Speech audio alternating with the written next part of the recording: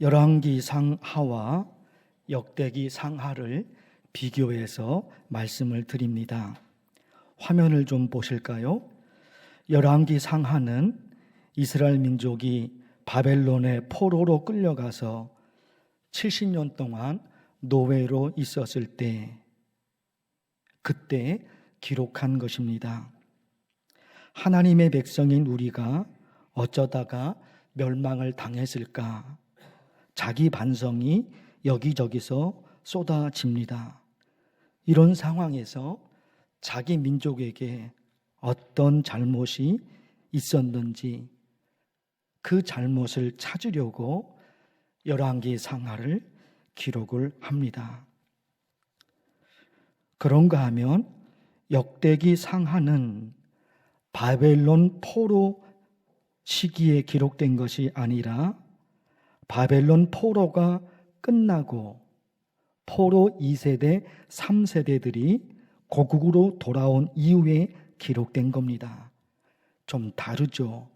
열왕기 상하는 바벨론 포로 시기에 기록됐고 역대기 상하는 바벨론 포로 시기가 아니라 그 포로 시기가 끝나고 2세대, 3세대들이 고국으로 돌아와요.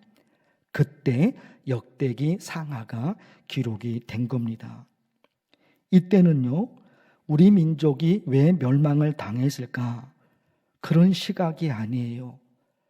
고국으로 돌아온 이 2세대, 3세대들이 나라를 새롭게 재건해야 되는데 그러려면 우리 민족에게 필요한 것은 비전과 희망이겠구나. 그 생각이죠. 그 생각으로 역대기 상하를 기록합니다. 지난 주일에 열왕기 상하를 기록한 목적 중심으로 말씀을 드렸고 오늘은 역대기 상하 이 중심으로 하나님의 말씀을 전할 겁니다. 이미 말씀드린 대로 열왕기 상하는 왜 우리 민족이 멸망당했을까 원인을 찾습니다. 그러다 보니까 다윗 왕에게도 이런 잘못이 있었고 솔로몬에게도 이런 잘못이 있었다. 그들의 잘못을 있는 그대로 기록합니다. 왜요? 왜 멸망당했을까? 원인을 찾잖아요.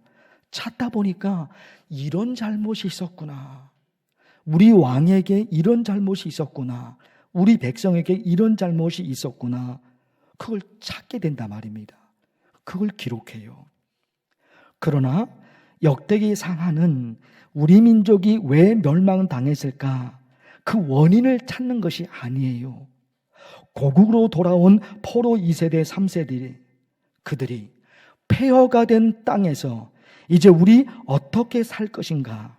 그것이 절대적인 관심이었던 겁니다. 포로에서 돌아왔어요. 2세대, 3세대들이 돌아왔는데 여전히 이스라엘 그 땅은 폐허가 되어 있어요. 이 폐허가 된 상황에서 우리가 어떻게 하면 회복할 수 있을까? 그게 절대적인 관심이에요. 그러다 보니까 그들에게 필요한 것은 비전이었어요. 희망이었던 겁니다. 이것도 잘못이고 저것도 잘못이고 그거 말해봤자 갈등만 일어나지 않겠습니까? 이것도 잘못이고 저것도 잘못이고 모든 게 잘못이야. 이거 말해봤자 갈등만 일어나지 도움될 게 없다 말입니다. 그걸 알았던 거예요. 그래서 이것도 잘못이다 저것도 잘못이다 그거를 샅샅이 찾아내는 것이 아니라 역대기 상하에는 그런 잘못된 이야기가 없어요. 다윗과 솔로몬에 대해 비판적인 내용이 없습니다. 열왕기 상하에는 있어요. 다윗이 이런 끔찍한 죄를 저질렀다. 솔로몬 왕이 이렇게 형편없었다. 그게 있어요. 열왕기 상하에는. 그러나 역대기 상하에는 그게 없어요. 다윗과 솔로몬에 대한 비판적인 내용이 하나도 없습니다. 단 하나도 없습니다. 다윗이 이것도 잘했고 저것도 잘했고 솔로몬 왕이 이것도 잘했고 저것도 잘했고 그런 내용만 역대기 상하에 있는 거예요. 이게 다르잖아요. 이게 좀 다른 거예요. 역대기 상하에서는 그게 없다니까요. 그거 말해봤자 너도 잘못, 나도 잘못, 이것도 잘못, 또 저것도 잘못, 그거 말해봤자 무슨 희망이 생기겠습니까? 말하는 사람, 듣는 사람 짜증만 나지, 갈등만 일어나지, 뭐가 도움이 되겠습니까? 그들은 그걸 알았던 거예요.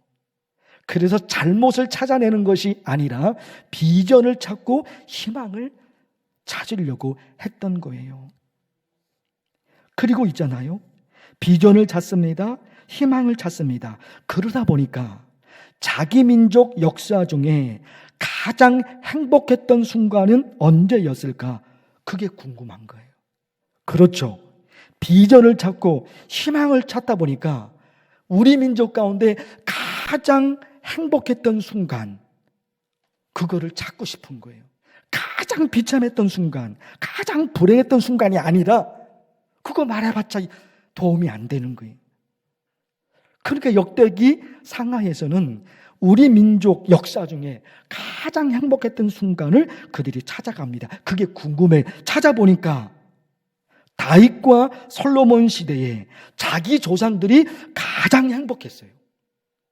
다윗과 솔로몬 시대에 가장 행복했던 거예요. 어떻게 그럴 수 있었을까? 다윗과 솔로몬 시대에 우리 조상들이 어떻게 가장 행복할 수 있었을까? 그걸 보니까 다윗이 한 일, 솔로몬이 한 일이 생각이 난 거예요. 다윗이 뭐합니까? 성전 건축을 준비합니다. 솔로몬이 뭐합니까? 아버지 다윗이 성전 건축을 준비했는데 그 모든 걸 가지고 아들 솔로몬이 성전을 건축합니다. 이걸 생각하게 된 거예요. 어떻게 다윗 시대 때, 어떻게 솔로몬 시대에 우리 조상들이 가장 행복했을까? 성전이었던 거예요. 다윗이, 솔로몬이. 그런데 그 포로 2세대, 3세대들이 고국으로 돌아가서 보니까 성전이 무너진 채로 수십 년 동안 잿더미 상태로 있는 겁니다. 다윗과 솔로몬 시대에 그 성전 때문에 가장 행복한 순간을 지냈는데 돌아와서 보니까 그 성전은 무너진 채로 수십 년 동안 잿더미 상태로 있는 겁니다. 그래서 고국으로 돌아온 포로 2세대, 3세대 중에 스룹바벨과 학개와 스가랴 선지자가 중심이 되어서 무너진 성전을 재건합니다. 제일 먼저 한 일이에요.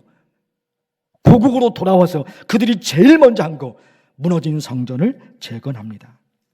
화면을 보실까요?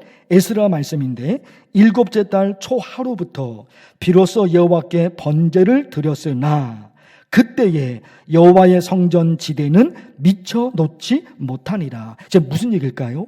여호와의 성전 지대는 미쳐 놓지 못하였더라. 성전이 무너진 채로 수십 년 동안 잿더미 상태로 있었다는 겁니다. 그대로 있는 거예요. 그대로. 그 지대가 기초거든요. 성전의 기초인데 기초는 둘째치고 다 무너져 버린 거예요. 수십 년 동안 그대로 있었던 거예요. 그래서 보십시오. 또다시 에스라 말씀인데요. 자, 예루살렘에 있는 하나님의 성전에 이른 지 2년 둘째 달에, 이게 뭐예요? 바벨론 포로에서 돌아온 지 1년이 조금 지난 거예요. 바벨론 포로에서 2세대, 3세들이 돌아왔는데 돌아온 지 1년이 조금 넘었어요. 그때 스왈들의 아들 누구요? 스룹바벨과 그 여러 사람들의 이름이 있죠. 예루살렘에 돌아온 자들이 공사를 시작하고, 무슨 공사입니까? 성전 재건이에요. 성전 재건. 그리고 보십시오. 20세 이상의 레위 사람들을 세워 여호와의 성전 공사를 감독하게 하네. 무너진 성전을 재건했다는 겁니다. 이것이 포로 2세대, 포로 3세대, 고국으로 돌아온 그들이 찾았던 비전과 희망이었던 겁니다. 그러면 오늘 이 내용을 지금 우리 시대에 적용하면 어떻게 적용할 수 있을까? 지금 우리 교회, 이 시대는 둘째치고 지금 우리 교회, 이 말씀을 지금 우리 교회에 적용하면 어떻게 적용할 수 있을까? 지금 우리 교회는 성전을 재건할 필요가 없지요. 이미 성전이 지어져 있잖아요. 이미 성전이 지어져 있습니다. 이렇게 아름다운 성전이 그렇게 많지 않아요. 그렇게 많지 않아요. 제가 얘기해 볼까요? 우리 교회 저 천장에 온풍기 에어컨 다 있잖아요. 그것만에 이 바닥이 온돌이에요. 바닥이. 이 성전 바닥이 온돌이에요. 온풍기는 오랜 시간 들면 머리가 아프잖아요. 그런데 한겨울에 바닥 온돌이니까 온돌방처럼 이렇게 따뜻하게 할 수 있는 거예요.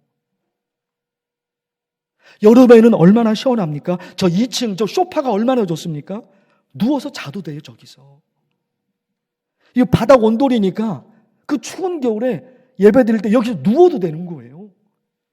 이만한 성전이 없다니까요. 3층에 식당, 4층에 올라가 보십시오.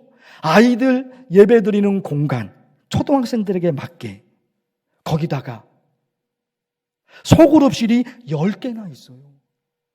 청소년부도 마찬가지예요. 이런 교회 흔하지 않아요. 정말 몇 개 안 됩니다. 그러니까 우리 교회는 성전이 무너졌다, 성전을 다시 재건한다, 이럴 건 없단 말입니다. 그러면 이 말씀을 오늘 우리 상황에 어떻게 적용할 수 있을까? 그래서 오늘 말씀 역대하 7장 이 말씀을 찾은 겁니다. 여기 보니까 우리가 해야 할 것이 있어요. 화면을 통해서 보십니다. 14절 한번 읽어주실까요? 시작.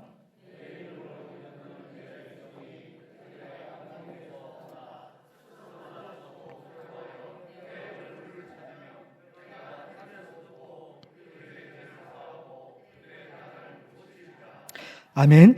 첫째 하나 찾을 것이 있습니다. 내가 하늘에서 듣고. 이게 딱 내가 하늘에서 듣고 하나님이 들으셔요. 하나님이 우리 기도를 들으시고 하나님이 우리 찬양 소리를 들으시고 하나님이 우리 헌금을 받으시고 하나님이 우리 예배를 받으십니다. 내가 하늘에서 듣고 우리 예배를 받으시는 거예요. 하늘에서 하나님이 우리 예배를 받으십니다. 우리 기도를 들으십니다. 우리 찬양 소리를 들으십니다. 우리의 아픔을 보십니다. 우리의 눈물을 보십니다. 우리의 예배를 하나님이 받으셔요. 그래서 보십시오.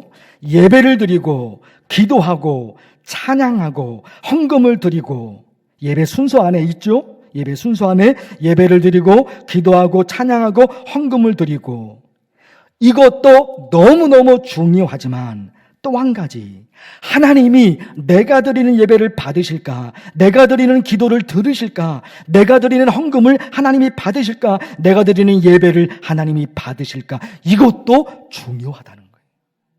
그렇죠. 창세기 보세요. 아벨의 제사를 하나님이 받으십니다. 그러나 가인의 예배는 받지 않으십니다. 하나님이 받으시는 예배가 있는가 하면 하나님이 받지 않으시는 예배가 있구나. 있어요. 하나님이 받으시는 예배가 있는가 하면 하나님이 받지 않으시는 예배가 있어요. 그러니까 우리가 예배를 드리고 우리가 찬양하고 목사가 설교하고 헌금을 드리고 우리가 기도하고 이것도 중요하지만 그것을 하나님이 받으실까? 내가 드리는 예배를, 내가 드리는 기도를, 내가 드리는 헌금을 하나님이 받으실까? 이게 이제 이미 성전이 완벽하게 건축된 상황에서 우리에게 필요한 말씀 중에 하나가 여기에 있다 말입니다. 어떤 예배를 드려야 할까요? 요한복음 4장에서 이미 예수님께서 사마리아 여인에게 말씀하셨습니다. 요한복음 4장 여러분 보십시오. 아버지께 참되게 예배하는 자들은 영과 진리로 예배할 때가 오나니 곧 이때라. 아버지께서는 자기에게 이렇게 예배하는 자들을 찾으시니라. 그러니까 이렇게 예배드리는 자를 하나님은 찾으시고 그들의 예배를 하나님이 받으십니다. 이렇게가 뭐예요? 영과 진리로. 영과 진리로 드리는 예배를 하나님이 받으십니다. 그 의미는 뭘까요? 그렇죠. 진심을 다해서, 마음을 다해서, 정성을 다해서 그런 것이 있을 거예요. 거기다 여러분, 요한복음에서 영은 성령을 가리킵니다. 요한복음에서 영은 성령이고 진리는 예수 그리스도입니다. 그러니까 정성을 다해야 돼요. 그렇죠? 몸만 온 게 아니잖아요. 몸만 오는 게 아니라 마음도 와야 되잖아요. 그렇죠. 몸만 오는 게 아니라 마음도 와야 되는 거예요. 그러니까 이 마음을 다해, 진심을 다해. 왜? 하나님이 아니면 나는 살 수가 없으니까. 이 절박한 시대에 하나님의 은혜가 절대적인 것이니까 내 마음을 다해야 되죠. 물론 이 몸이 피곤하기도 하고 삶의 환경 때문에 여러 가지 복잡한 것이 있을 거예요. 그런데 그러면 더울수록 진심을 다해야 되죠. 그 복잡한 게 해결되려면, 그렇죠, 복잡하기 때문에, 생각할 게 많기 때문에 성전에 오는 것도 쉽지 않죠. 그러나 그 복잡한 것이 해결되려면, 그 괴로움이 해결되려면 그럴수록 더 진심을 다해서, 마음을 다해서 드리죠. 거기다가 이게 반복이 되죠. 영은 요한복음에서 가리키는 영, 요한복음에서 가리키는 진리가 있는 거예요. 하나님의 영, 성령, 예수님. 하나님의 영으로 예배드리고, 그리고 예수 그리스도. 구체적으로 여러분 어떻게 적용할 수 있을까요? 이게 중요해요. 구체적으로. 그래서 삼위일체 하나님께서 나를 위해서 어떻게 하셨는가, 이게 중요한 거예요. 영, 성령이시죠? 예수 그리스도 하나님의 아들, 삼위일체 하나님이에요. 그 삼위일체 하나님이 나를 위해서 무엇을 하셨는가, 이 믿음, 이 생각, 이게 있어요. 보십니다. 하나님께서 나를 위해서 뭘 하셨습니까? 창세전에 어떻게 해요? 그리스도 안에서 어떻게 해요? 택하신 거예요. 택하신 거예요. 하나님이 나를 천국 백성으로 선택하신 거예요. 선택을 받은 거예요. 우리 생각할 수 있잖아요. 하나님의 선택을 받을 만큼 나는 착한 사람이었는가? 하나님이에요. 거룩하신 하나님이에요. 그분의 선택을 받을 만큼 나는 그 자격이 있는가? 자격이 없단 말이에요. 근데 하나님이 나를 선택하셨어요. 예수님이 나를 위해서 어떻게 하십니까? 그 예수님이 나를 위해서 십자가에서 죽으셔요. 그의 피로 말미암아. 예수님이 나를 위해서 십자가에서 죽으셨다니까요. 그게 있는 거예요. 내가 어떻게 예수님을 믿게 되었을까? 어떻게 예수님을 믿게 됐어요? 약속의 성령으로 인치심을 받았어요. 약속의 성령으로. 내 마음에 하나님의 영, 거룩한 영이 내 마음에 오셔서 너 나를 믿어야 된다. 내게 믿음을 주셨어요. 거룩한 영, 성령께서 내 마음에 오셔서 예수님을 믿을 수 있도록 내 마음을 움직여 주셨어요. 이거예요, 여러분. 그래서 누가 이렇게 물어본다고 생각해 보세요. 어디 가세요? 어디 가세요? 물어요. 예배드리러 갑니다. 대답해요. 어디 가세요? 예배드리러 갑니다. 그가 또 물어요. 왜 예배드립니까? 왜 예배드립니까? 이 질문에 뭐라고 대답하면 좋을까요? 삼위일체 하나님께서 나를 천국 백성으로 선택하셨대요. 아무 자격이 없는 나를 창조주 하나님이 선택하셨대요. 그 아들 예수님께서 나를 위해서 십자가에서 죽으셨대요. 아무 자격이 없는 나인데 거룩한 영, 성령께서 내 마음에 오셔서 내 마음을 움직여 주셔서 내가 예수님을 믿게 됐어요. 이 삼위일체 하나님의 은혜를 생각하니까 예배드리지 않을 수가 없어요. 이 예배, 이런 예배, 이런 예배를 하나님이 받으시죠. 그런가 하면 우리의 예배가 여기서 멈출 수가 없어요. 14절 말씀, 역대하 14말씀 보시죠. 또 하나 중요한 게 있잖아요. 내 이름으로 일컫는 내 백성이 그들의 어떻게 해요? 악한 길에서 떠나. 이게 있는 거예요, 이게. 또 하나 이것이 있었던 거예요. 이사야 1장 말씀이 생각이 납니까? 예배 드리러 온 유대인들에게, 예배 드리러 성전에 온 유대인들에게 아주 냉정한 말씀을 하나님이 이사야 선지자를 통해서 하나님이 얘기하셔요. 이사야 1장에 있어요. 뭐라고 얘기하십니까? 내 마당만 밟을 뿐이니라. 내 마당만 밟을 뿐이니라. 이건 뭐예요?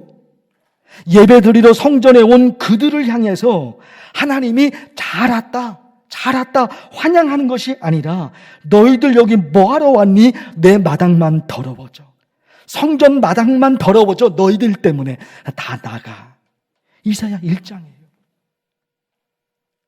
예배 드리러 성전에 온 그들을 향해서 하나님은 이사야 선지자를 통해서 어쩌면 이렇게 냉정한 말씀을 하셨을까? 이사야 선지자가 하나님의 말씀을 듣고 이렇게 얘기합니다. 성애와 아울러 악을 행하는 것을 내가 견디지 못하겠노라. 성애가 뭐예요? 예배예요. 예배를 드리는데 예배 드리는 너희가 악을 행한다는 거예요. 그래서 하나님이 견딜 수가 없다는 거예요. 너희의 예배가 역겹다는 거예요. 너희의 기도가 역겹다는 거예요. 그래서 내 성전에서 다 나가 하는 거예요. 여기 여러분, 오늘 설교 제목이 있는 거예요. 성전에서 드리는 예배, 그리고 뭡니까? 삶으로 드리는 예배. 여기 설교 제목이 있는 거예요. 성전에서 드리는 예배와 더불어 삶으로 드리는 예배.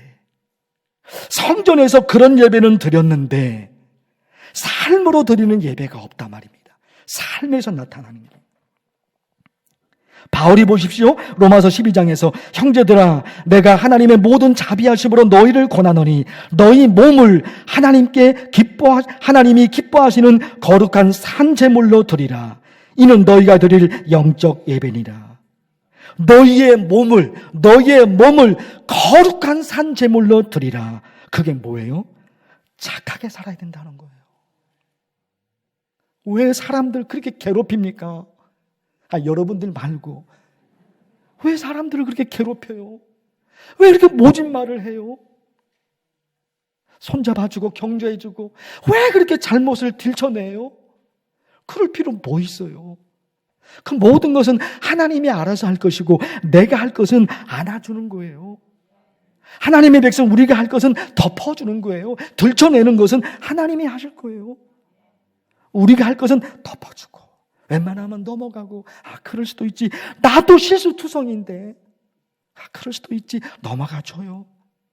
말 한마디 격려해줘요. 잘해. 잘하고 있어. 내가 좀 도와줄게. 이게 삶으로 드리는 예배잖아요. 이게 삶으로 드리는 예배란 말입니다. 성전에서 드리는 예배. 그죠? 어떤 예배 드려야 될까? 삼일째 하나님의 은혜를 생각하면서 더불어 그 예배를 마치고 세상 속으로 나갈 때 이제 그 세상에서 내 삶으로, 내 언어로, 그렇죠? 내 눈빛으로 이제 삶으로 드려진 예배. 자, 그럴 때 마지막 보십니다. 14절을 다시 보시는데 잘 보십시오. 내 이름으로 일컫는 내 백성이 그들의 악한 길에서 떠나. 이게 뭐예요? 삶으로 드리는 예배. 그리고 스스로 낮추고 기도하여 내 얼굴을 찾으면 내가 하늘에서 듣고 성전에서 드리는 예배. 그러면 어떻게 됩니까? 그들의 죄를 사하고 마지막 그들의 땅을 고칠지라. 기도합니다. 하나님 아버지, 성전에서 드리는 예배, 이것과 삶으로 드리는 예배, 이것이 합쳐져서 역대하 7장 14절에 있는 그들의 땅을 고칠지라. 이 말씀의 은혜와 축복이 우리 가정과 우리 교회에 일어나게 하옵소서. 예수님의 이름으로 기도하옵나이다. 아멘.